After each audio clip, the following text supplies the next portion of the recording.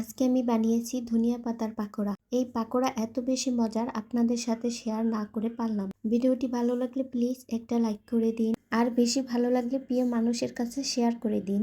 এখানে আমি 5 টাকার ধনিয়া পাতা বেছে পরিষ্কার করে ধুয়ে নিয়েছি।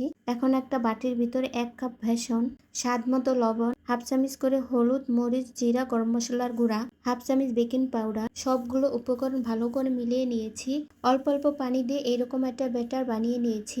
এরপরে 15 মিনিট ঢেকে রেস্টে রেখে দিয়েছি। 15 মিনিট পর চুলায় একটা কড়াইতে তেল গরম করে নিয়েছি। এইরকম ঘুরিয়ে ঘুরিয়ে ধনিয়া পাতার গায়ে বেসন কোট করে এরপরে ভেজে নিয়েছি।